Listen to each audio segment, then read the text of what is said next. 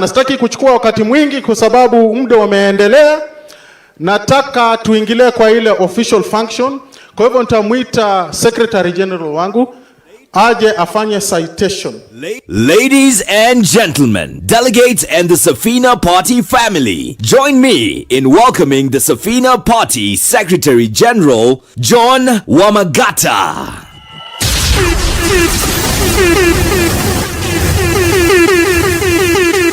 Kwa majina naitwa John Wamagata, mimi ndio Secretary General wa Safina na ni mwanzilishi wa Safina. Niliingia Safina 1994 na sijawahi change any party.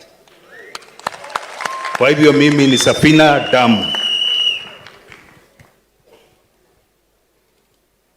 Na kwa jina ya kisiasa naitwa General Kaumane.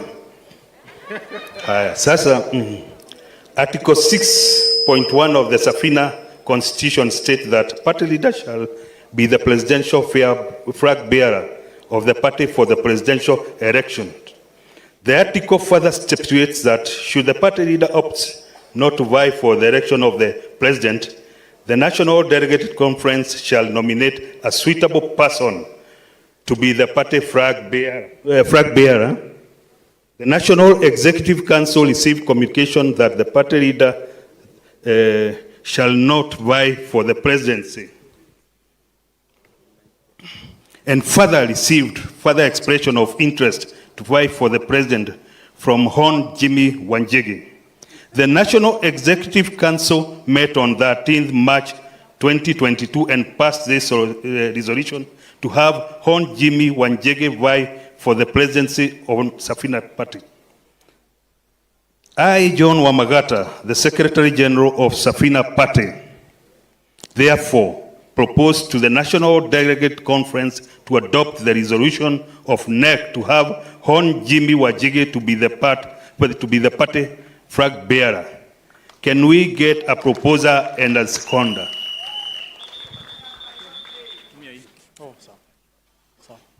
Thank you so Thank you so much, Bwana SG. Thank you so much, Bwana SG. We need a proposer and a seconder so that I can move the motion to publicly endorse our candidate. There's one there. Kindly hand over the mic.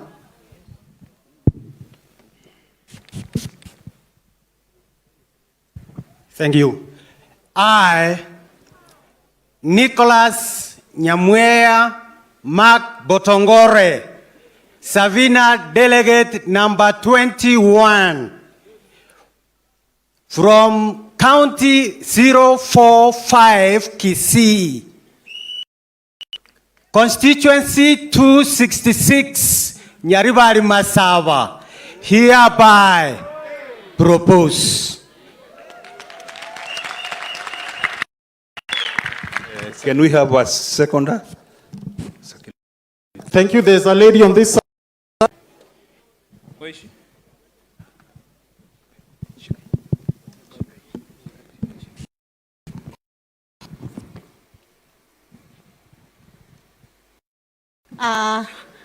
Asanteni delegates wote wale wako hapa.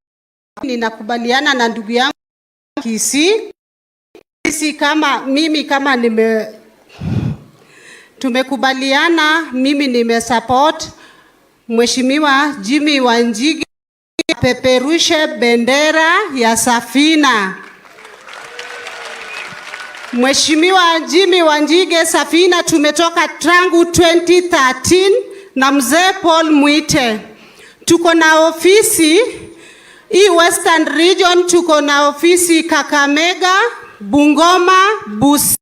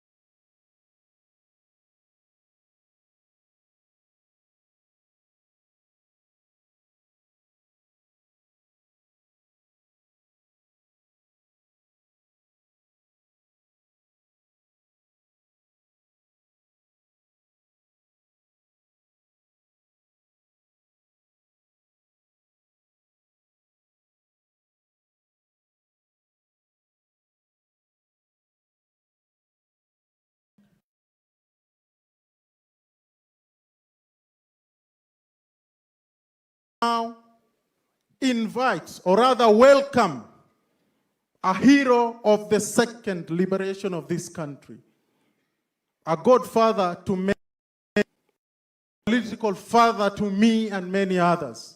Our party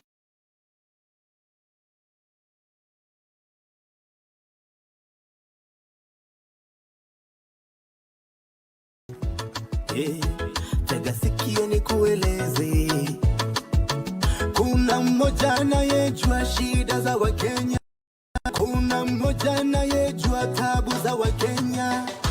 Fearless, limitless.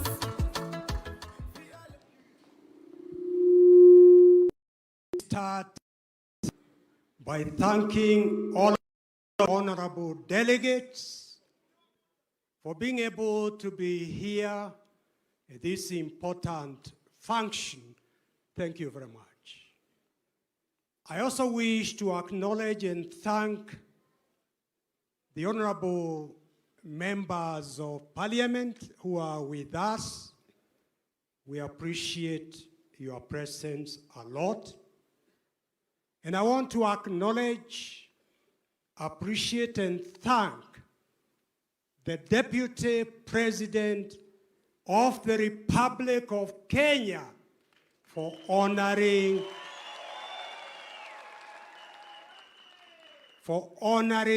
this function with his presence.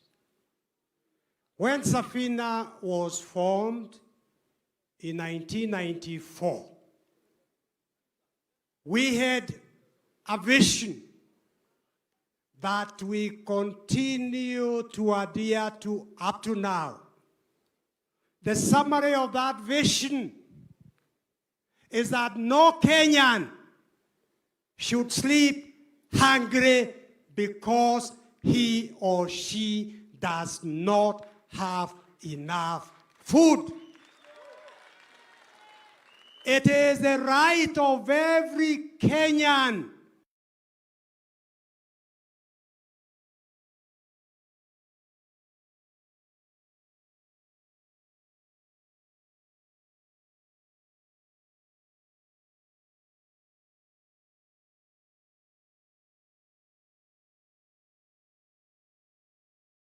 vision. It is the right of every Kenyan to have access to clean water. It is the right of every Kenyan to have access to affordable health care, to have access to affordable education for their children. In a word, every Kenyan deserves a chance. That is our vision. When you look around, even the middle class, the engineers, the doctors, lawyers, they are struggling to sustain their families. It is not the way it should be. University lecturers are struggling to buy a car to pay house rent. The first liberation before 63 attained liberation. We became independent. The second liberation, for which many of us sacrificed and suffered for, achieved the 2010 Constitution. This third liberation that is beginning now is to liberate Kenya economically and socially. We want every Kenyan to live in dignity and free from want. Every Kenyan needs a decent house to live in with their families. That is the vision we have. And for those of you who may be wondering why Safina is aligned economically, socially with the UDA, it is because of the vision UDA has for this country.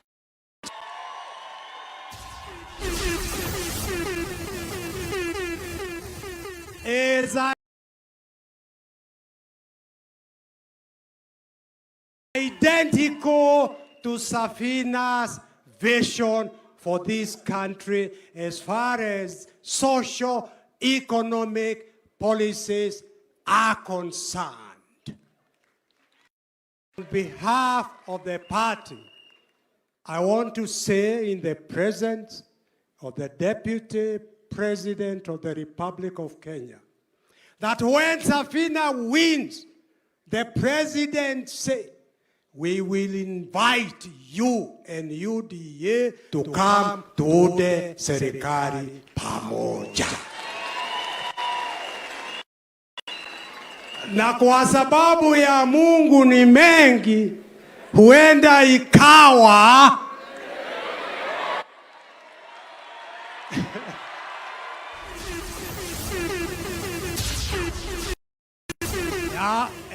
ya Mungu ni mengi.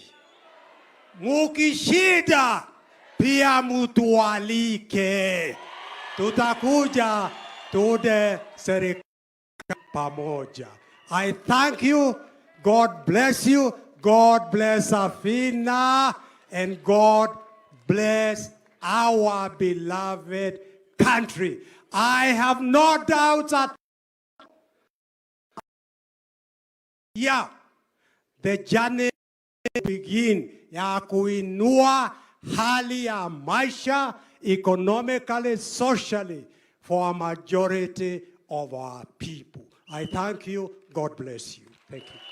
Kuna chama moja, chama ya Wakenya, chama ya wazee, chama ya vijana, chama ya wapi makofi ya Mheshimiwa Paul Mwite, a living legend, our second liberator hero. Now I'll request all the delegates to angalie screens. There's a video for us.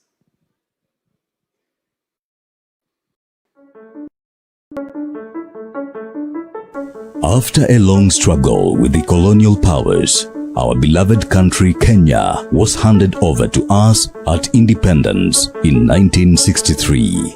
This was the first liberation. Almost 30 years after our independence, Kenya was still under the yoke of dictatorship. We had been liberated from the colonial master, but continued to suffer under the single-party rule. A second liberation was overdue. We saw young Turks and champions of liberation, among them the late Dr. Richard Leakey and Honorable Paul Mwite, Senior Counsel, joined the struggle for multipartyism. In 1991, Section 2A of the Constitution was repealed, thus allowing a multi-party system. Together with others, the duo would later in 1995 form the Safina Party. Despite continuous harassment and from the party soldiered on 1997 participated in elections and 5 parliamentary seats and several civic ward seats. The party leader, Honorable Paul Mwite, in 2013 general elections vied for the presidential seat on a Safina ticket. I entered into the presidential race in 2013 in order to encourage young people, including your children, my children, and the others, that you don't have to come from any particular family to contest the elections. 30 years since the second liberation, Kenyans continue to struggle. Kila kitu imeongezwa. Hata makastoma, kupata makastoma ni ngumu. Hata saa hii siwezi pika nyama juu nyama imekuwa bei kali. Mtu anasema afadhali akule mboga asave kidogo. Kwa serikali ya saa hii sioni hope. Tungechagua watu wengine maybe tunaweza kuwa na hope, lakini hao wenye wako kwa serikali ya saa hii imekuwa ngumu. Lazima ni 40 juu ni right yangu kwa 40. Ndio niweke kiongozi pale mwenye ataangalia maisha yetu. Hakuna haja ya kupeleka tu mtu huko, mtu ambaye anaangalia tu tumbo yake peke yake, lakini wananchi wa chini wanaumia. Mbona siwezi chukuliwa juu I had a D-. My question is, kwani D minus? Si vita ni vita. You don't have to get an A to go to Somalia. Mimi asinichukulie dora niende nioshage bana. It's loyalty. Mimi lazima ati mambo na pesa. Mimi nataka kwenda kupigania nchi yangu. Today, about 53% of Kenyans live below the line. The struggle is real. We have lost hope. We need a savior. An economic time to everything.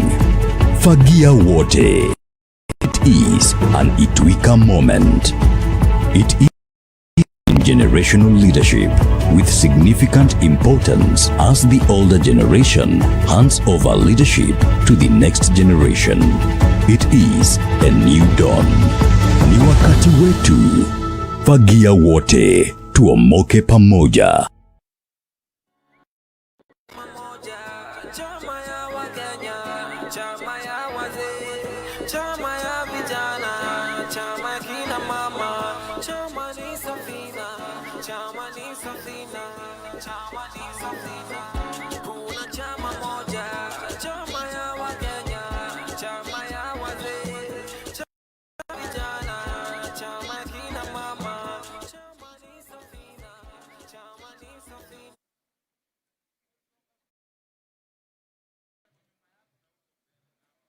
Okay, I'll now call upon three of us to give endorsement statements. I'll start with Frederick Mwirigi. You are, please. Come. Makofi. Shemo Sili, be on standby. And Wamboi. Thank you.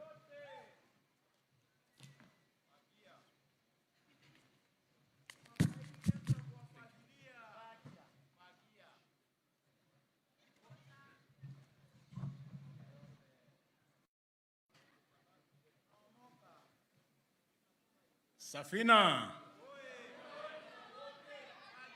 mimi nataka kusikia sauti kubwa. Unajua mimi nimetoka Meru huko na tunapenda kelele sana. Nikisema Safina mnasema fagia. Safina! Safina! Mimi Frederick Mwirigi nimesimama hapa kutoka upande wa Mount Kenya, Meru, kuambia kwamba dunia na siasa ya Kenya inaanza wakati huu. Na leo ndio tunaanza campaigns za Kenya. Kweli ama uongo? Kweli ama uongo? Ndio sababu tumekuja hapa kushirikiana Wanjigi, kwa sababu Njimi Wanjigi pale Meru sio mgeni. Amekuwa mwenyeji. Mnamkaribisha hata kwenu pia. Safina! Na mimi mara ya pili kwa sababu ya Your Excellency, niko na furaha kubwa sana.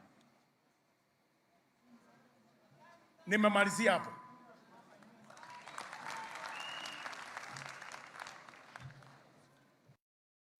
I'll now call on Shem na tafadhali be brief kwa sababu ya wakati.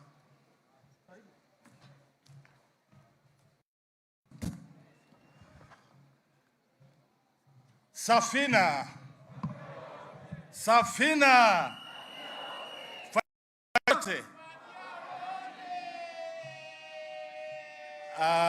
Asanteni sana.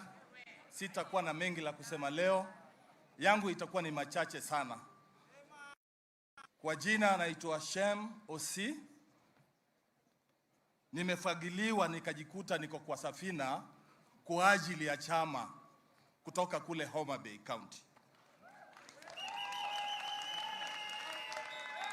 Munajua Homa Bay County ni wapi?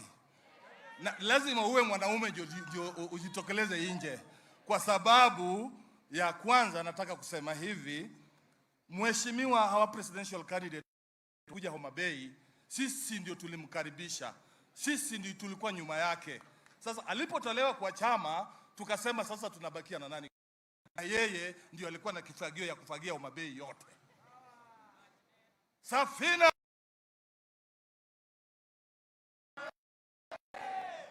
Mambo yengine ya pili, nitasema machache sana. Hii Safina, mimi kama ni mtu nimetoka kule Victoria. Hii mwanzoni nimeona hawapati leader pia. Na unajua ametoka mbali na hii Safina. So kuna wakati nilikuwa ndani na watu wengi kwa hii Safina. Ikawa tukaona inayumba yumba. Ikawa tunaona inayumba yumba kidogo. Tukasema, kwani nini mbaya? Sasa watu wakaanza kupiga kelele, tunakufa. Mimi nikachomoka mbio paka pale kwa niangalie driver ni nani. Niliporusha macho nikaona Jimmy Richard Wanjigi ndiye akiwa driver. Nikarudi nikaambia watu tulieni, we are on the safe hands. Hakuna mawimbi itatuangusha. Jimmy akiwa driver wa Safina. Safina! Safina! Nataka tena kusema ya mwisho. Nimeona rafiki yangu, najua kuna wale kwetu kule Umabei, tunaonaga tu watu kwa TV tu. Leo nimeona deputy wangu ambapo nampenda kwa macho. Kile nimeshangaa. Kuna wakati mwingine Biblia ilikuwa nasema mtu mmoja alikuwa anaitwa Petro. Alipoambiwa wewe ni mfuasi wa Yesu akasema hapana. Nimeona DP akitembea, nimeona huyu mtu anatembea kama Yesu kweli. Nimeona vile anacheka, nimesema huyu mtu anacheka kama Yesu. Kumbe ni mngwana. Mubarikiwe sana. Asante sana Shem. It's now my honor to welcome Wamboi Wanjigi, the daughter of His Excellency Jimmy Richard Wanjigi.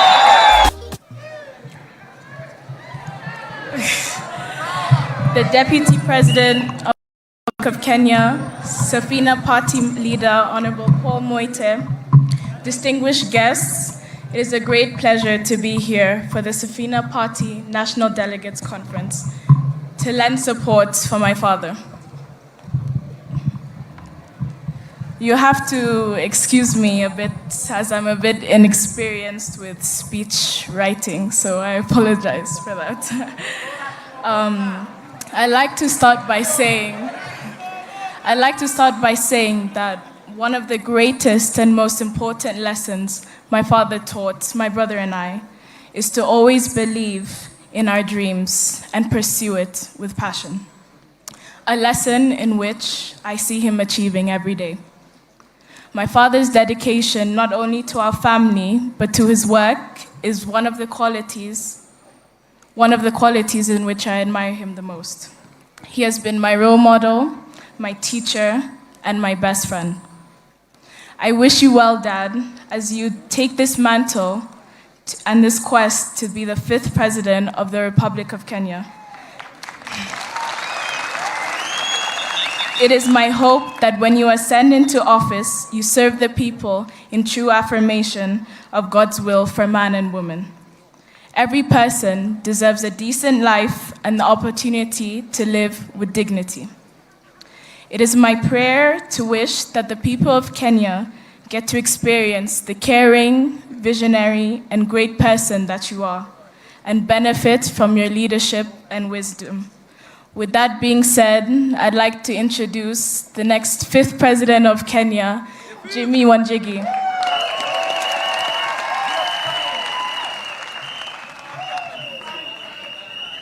Bwana DJ, tuko na Washira ambaye atamkaribisha our candidate. DJ Washira.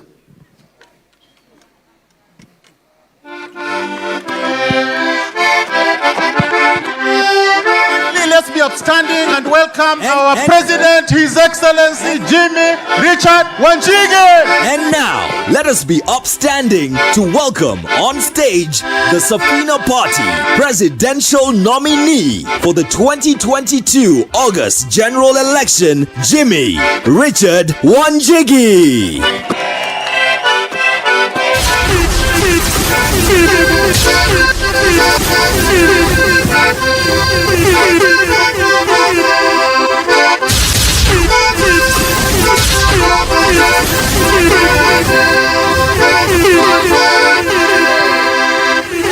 Mwenye macho ameitazama, tega sikio nikueleze. Kuna mmoja anayejua shida za Wakenya, kuna mmoja anayejua tabu za Wakenya. Fearless, limitless. Asanteni sana, asanteni sana. Please, please have a seat. Get it.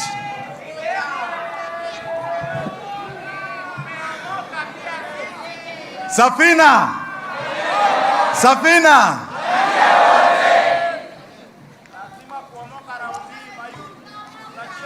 Leo ni siku ya Itweka. Itweka! Itweka!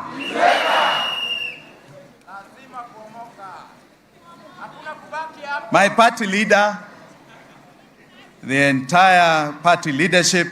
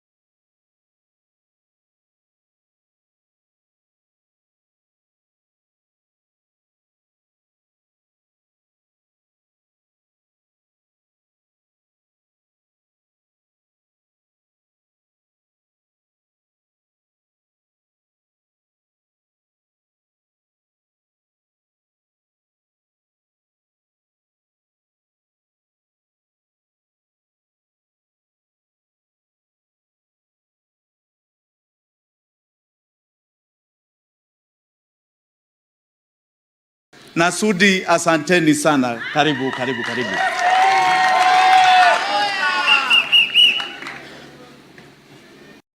I want to thank the delegates and party members for the honor bestowed on me as the presidential candidate. With humility, I accept the nomination.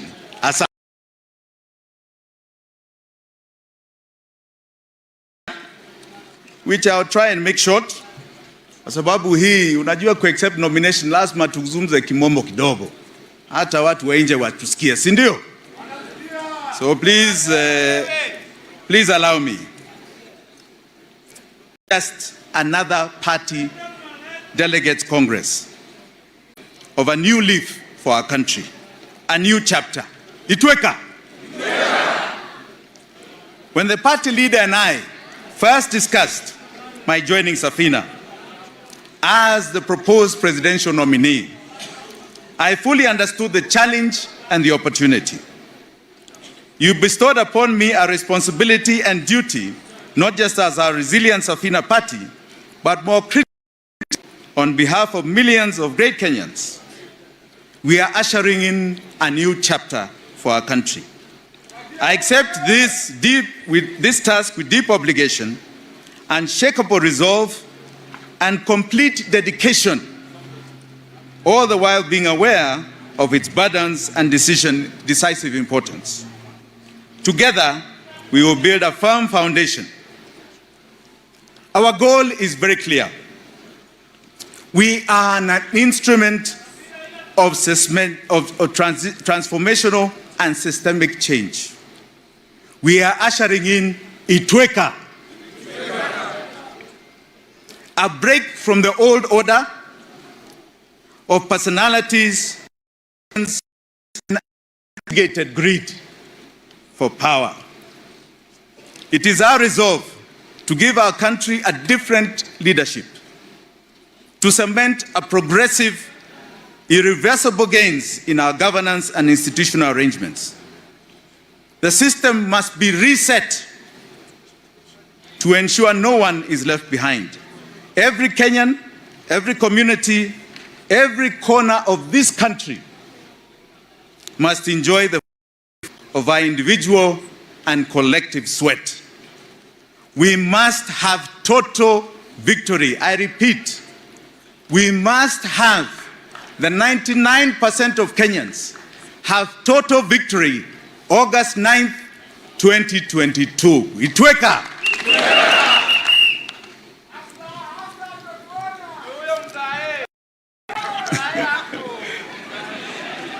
Safina Party has a storied history of being an instrument of real change, even in moments of adversity. I stand for the presidency of this party to create an alliance of all Kenyans. And I want to read something, because one question I have had throughout is, why are you doing this? Wewe Jimmy unakaa mzuri, sasa unataka nini na siasa? Why are you doing this? I want to be categoric. Categoric. Wajua, when you reach my stage and age, you understand fully what Itweka moment is. In every man's life, there comes a moment when one must search for a cause, a work, an ideal under which he must give himself. Whether he says yes or no is a challenge to be determined in the future. There comes a moment when we become tired of trying to fill a bucket that is leaking. From inside, as we must get a new vessel.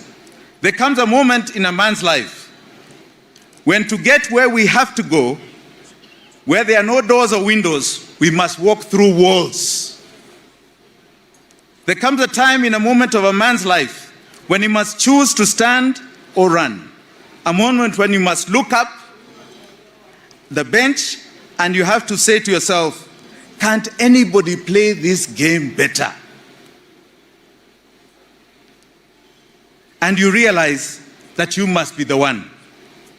There comes a time when a decision by a man to get into the arena has often been made by the difference between the greatness or mediocrity of a nation. That is why I am in this. The system is rigged and is broken. It is for the very few. There was a time, as you saw here, my party leader, not necessarily done by, especially the young people I see here, to say this time we are going to be involved. No matter what, it is our time, it is our lives.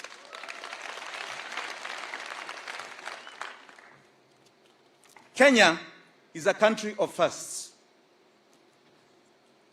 We waged an armed struggle against the British colonialism, grabbing our country. We won. Itweka. We fought single-party dictatorship. We won. Itweka. We fought in peacetime for a new progressive 2010 constitution that secured the rights and dignity of every mwananchi in this country. We won. Itweka. Our courts, which have been in the forefront of ensuring those rights in that constitution are upheld, protecting the constitution, had a landmark ruling in 2017, where they nullified a presidential election, a first on this continent. We won. Itweka. We also have, for the young women here, kama mumesahau, the first Black African Nobel Peace Prize winner, Wangari Maathai. We won. Itweka. But Kenya is at a peril.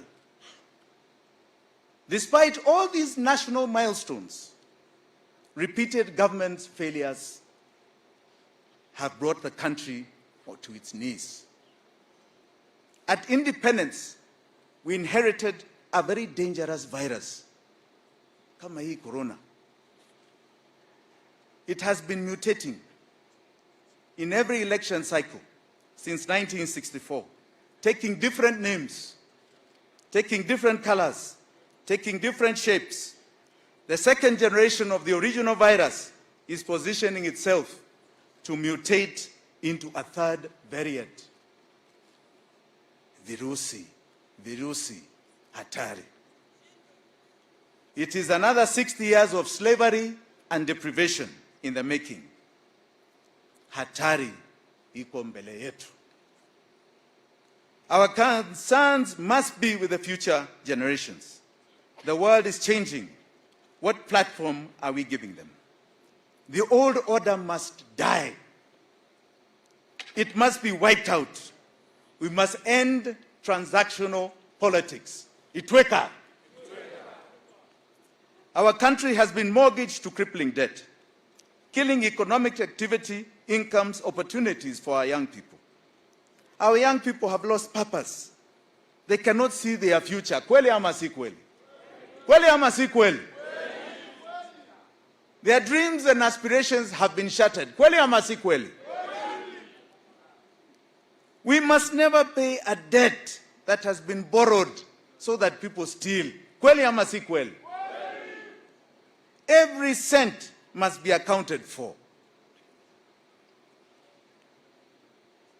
There's propaganda out there ya kwamba Kenya is the 6th wealthiest nation in Africa. Mumesikia hiyo? Let me give you some bare facts. Out of 17 million employed Kenyans, 17 million, mumeshika hiyo? Only 79,000 earn 100,000 shillings a month. 100,000 shillings a month. That is less than $1,000 ulimwengu. That is 0.5% of the people of the workforce of Kenya who earn 100,000. Sio ni aibu sana? Out of every 100 Kenyans, 53 today cannot put food on the table. Hiyo ni aibu ama si aibu? We are talking about fellow Kenyans. There was a time, it was 38, not too long ago, 10 years ago. In February of this year, in 2020, the central bank governor, ili wasiseme we are distorting their mouths. The central bank governor faulted the country's economic structure, which has been delivering growth without job creation or rising income. Yani unaonesha GDP is rising, but the jobs and rising income do not exist. In 2020, the national census data puts unemployment rate at 39%. Yani, in figures, 5.4 million people do not have jobs.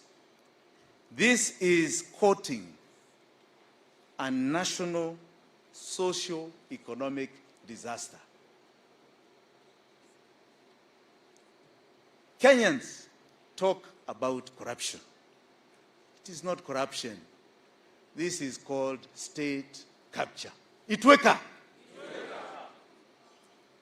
Today's Business Daily ya leo inasema out of a survey of 146 countries in the world of unhappiness, yani the top being the happiest, the bottom of 146 being the unhappiest, Kenya iko 119 unhappy. Mumejaribu. 119 unhappy. Kwa nini? The biggest single reason is corruption. Corruption. State capture. The state has been taken over by economic terrorists. washindwe, washindwe, washindwe, washindwe.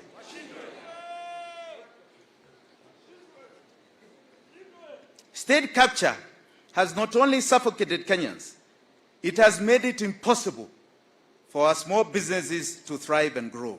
It has captured and stolen our health, our education, our livelihoods, our social security. It is parasitic, predatory, virus, virusi. It is cruel. It has no heart. It has no human face. We have suffered the chain of governments and leaders who are oppressive, who do not care, and have exercised very poor judgment. Kenya now is at a pivotal moment.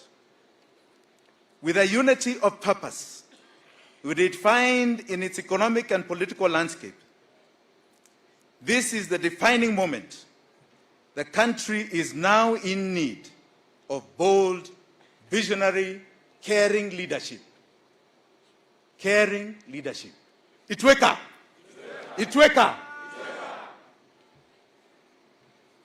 Itweka. Itweka. The problems we face are the product of 60 years of political governance failures. In the African culture, Itweka, kwa sababu ni lazima labda nyinyi hamjui hii ni nini. Itweka is a revolutionary call to change leadership from one generation to another. When life has become unbearable, see, it's unbearable. From an old leadership to fresh leadership. From old ways to new ways. Na si kubembeleza, najua revolution si ya kubembeleza. We have had a national decline of our nation. The tools of yesterday cannot meet the needs of today and tomorrow. This national decline, rather than national greatness, has spoiled this God-blessed nation. We need a breath of fresh air, of progress and determined dedication in our motherland.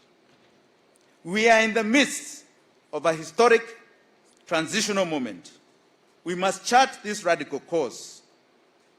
This is beyond business as usual era. It is a moment of bold, forward-thinking leadership. A time to say no more. A time to say resilience, innovation, competitiveness must meet the needs of this nation. That should be the cornerstone of our leadership. Economic security is national security. We must, and we have a decisive obligation to ensure economic inequalities are breached. Social mobility must be breached. There is no point of having a country of 1% billionaires and 99% poor people. Kuna maana? Haina haja hata kidogo. Look at our SMEs. We are going to partner with the private sector to develop a conducive environment for industrial growth and investments in manufacturing. We are going to break down the cost of doing business, improve productivity, and reduce the regulatory demand that stifles the growth of SMEs. Ati unaambiwa, you need 1,000 licenses to start your business. This will be record-breaking. In a record-breaking period, will attract new productive investments. A lot of this we'll talk more when we come to manifesto. In agriculture, I want to just explain a little bit here about the disparities. In agriculture, agriculture contributes 34% of what we produce in this nation, GDP. Lakini ni vizuri mjue, kwa hela to the exchequer, it is only contributing 2%. 2%. Over a third of what we produce, only 2% is going to the exchequer. In contrast, manufacturing contributes 8% of GDP. Imeshuka chini. Imeshuka chini. In 2012, it was 17.5%. And contributes 17.5% of revenue. Umeshika hiyo figures. Wana Deputy President, najua huku kwenu ni majani chai. Na majani chai nachaka mjue, si mnajua ketepa? Si mnajua ketepa? Ketepa, if you go to where the Deputy President comes from, and Isaac Ruto here, Mheshimiwa, you will see the farmers, women and young people especially, picking tea all day, hata kukiwa na mvua. Hiyo ketepa chai goes through a little process in a factory hapa Kenya. Lakini what you don't know ni ya kwamba hiyo chai inaenda Ulaya. Inaenda Ulaya. Inaenda Dubai. From Dubai, it comes back in a tea bag ambao nyinyi mnanunua hapa. Na imetoka hapa. Ketepa tea that you drink, none of it is manufactured here. That is how sad this story is. Very sad. Cheap and reliable energy must be a key driver for economic productivity and competitiveness. We guarantee energy supply, green energy, competitively priced, economically friendly, and meeting a basic requirement for competitive economy. Our energy security will be focused on 4 objectives: secure, plentiful, diverse energy supply, robust, reliable infrastructure, competitive and stable energy pricing. We will aggressively pursue opportunities presented by the global decarbonization agenda, including green hydrogen and its derivatives. An efficient and effective transport system is vital for this economy, and let us get this right. Unajua kuna watu ambao they like to show, kuna showbiz mingi hapa. But I'll just give one small example. We are all in Nairobi here. There are 2 reasons why Nairobi is plagued with traffic. Big traffic problems. Moja ni serikali iko ndani katikati ya mji wa Nairobi. So government services, everybody comes in. The second ni transit, matatus. Ukitaka kutoka hapa Bomas kwenda Embakasi, you must go to the center of town, unabadilisha matatu, unashika ingine. Hapo ni kweli ama si kweli?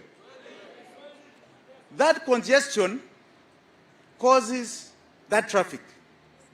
Instead of building a highway in the middle of the city, juu, all we are going to do simply in hivi is do ring roads. Si mnajua ring roads? Ukiwa hapa, ukitaka kwenda Embakasi, you don't need to go to town, unaenda tu. Ukitaka Westlands, iko upande huu. Ring roads solve traffic problems. In China, there's a place called Shanghai. Umeshasikia huku? Huku Shanghai, iko na watu 18 million. Hakuna jam. Hakunanga jam. 18 million. Jam ya saa 3 asubuhi na saa 6 usiku is the same.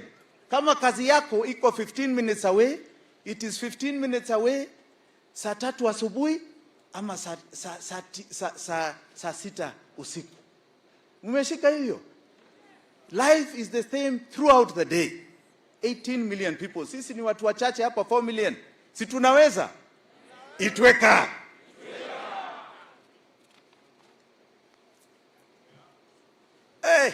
Nimeona wa vijana wengi hapa. Sasa hii mambo ya bundles na digital na sijui nini. Kwa hesabu yetu tumefanya bundles zenu yote to give people 2,000 shillings worth of bundles. Hiyo ni pesa mingi. Ni muhimu sana. That is something that is affordable by this country. Because what we want to do, unajua kuna conquest agenda, na agenda ni information. We want you to get bundles, because that is where job creation, self-employment, creativity inatoka. Kweli ama si kweli? Kweli ama si kweli? We want the world to download you. Si nyinyi muna download the world. Munashika? Hiyo ndio conquering huku nje. Isiwe ni kitu ambao nyinyi you are being conquered all the time na information ya huku. Itweka. Itweka. Hii kitu ni very long. I don't know why they made it so long here. I think I'll give my speech. I want to articulate, kwa sababu the speech is very long. I want to articulate something that's very touching to my heart. You know, we are a country that must today, and from today on, say you cannot be happy when you see your fellow Kenyan hungry. But you are kimila za zamani, your neighbor never went hungry.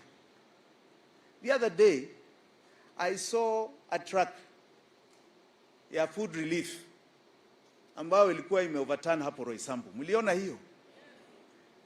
And I saw people in Roysambu going for that food. Na ujue hiyo chakula inaenda kwa wengine ambao hawana. But they are so hungry, na ni hapa tu Nairobi. Hapa. We cannot talk about the pride of a nation when our people do not have anything in their stomachs. Kweli ama si kweli?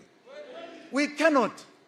Indira Gandhi in India said the pride of India will only be returned when there is nothing like famine, when there is nothing like a hungry Indian person.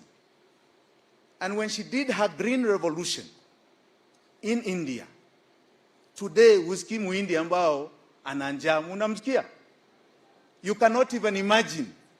Those were world headlines just about 30, 40 years ago.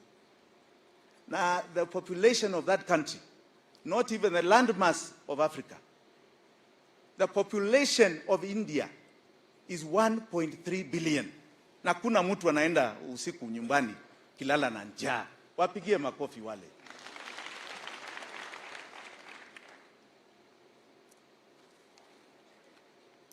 Let me talk to our skilled human capital. This is a globalized world. We must think locally. We must think globally and act locally. We have the potential of transforming all our young people's lives. Our education system is one of the highest on this continent. We must bridge the gap between learning outcomes and future challenges. We must recognize this is a rapidly changing world.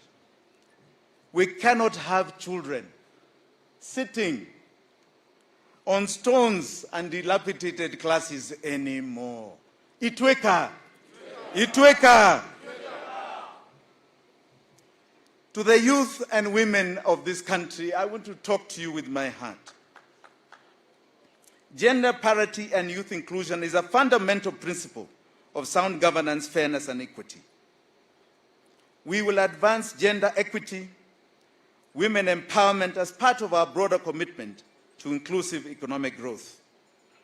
There's a fair chance for everybody to have their share of our national cake. You are the young people, 76% of the population of this country. Itweka! Itweka!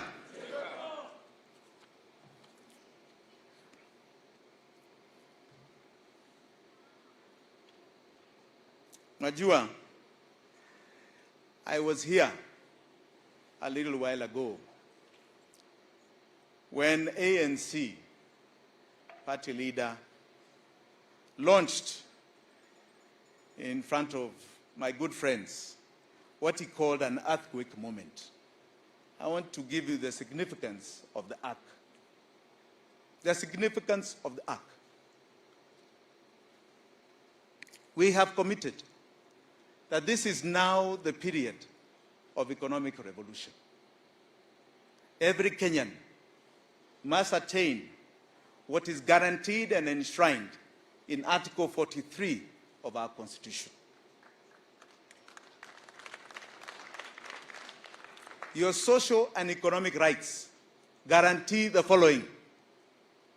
Amuskize, yani iko kwa katiba. It guarantees food in your stomach. It guarantees and says you have a right to education. You have a right to water and sanitation. You have a right to health. Let nobody act as though they are doing you favors kupatia hiyo nyinyi. This is not about favors. It is your right. It is your right.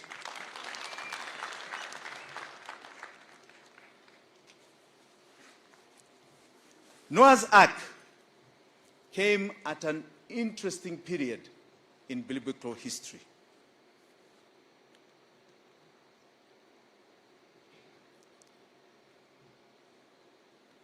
Noah was 600 years old.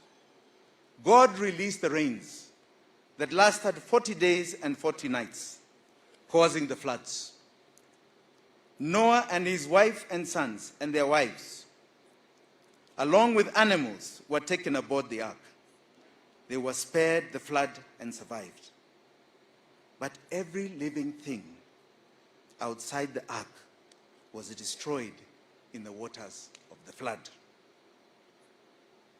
The flood symbolizes the turbulent times and challenges a country is experiencing due to greedy and selfish decisions of leaders who lack vision for the future of their country. These decisions have led to the current sorry state of our wonderful nation, characterized by high debt, joblessness, and the high cost of living. These floods ushered in a reset in the world. You heard my good friend Musalia Mudavadi say, earthquake, earthquake. What comes after an earthquake? Tsunami, tsunami. What comes with a tsunami? Floods, floods, floods. Na nani ataokoa inchi out of floods? Safina, Safina, Safina.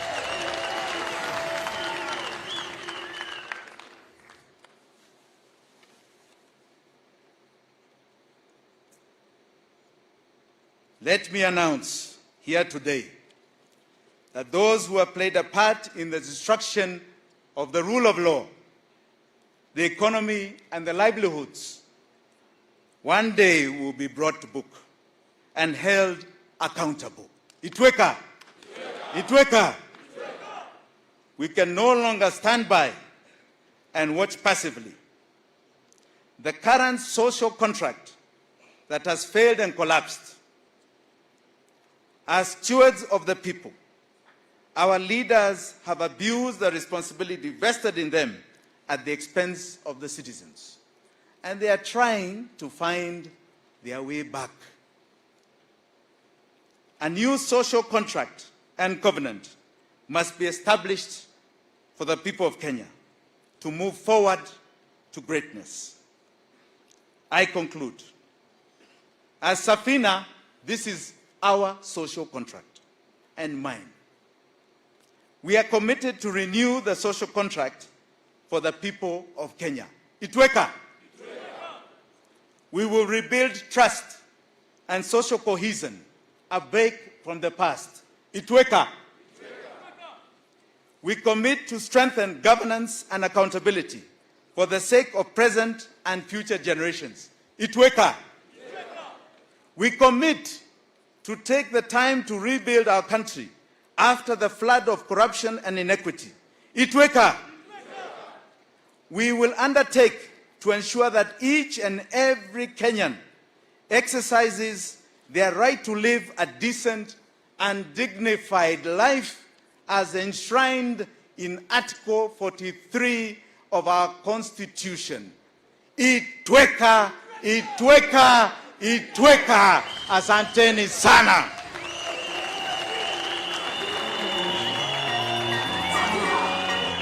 Good.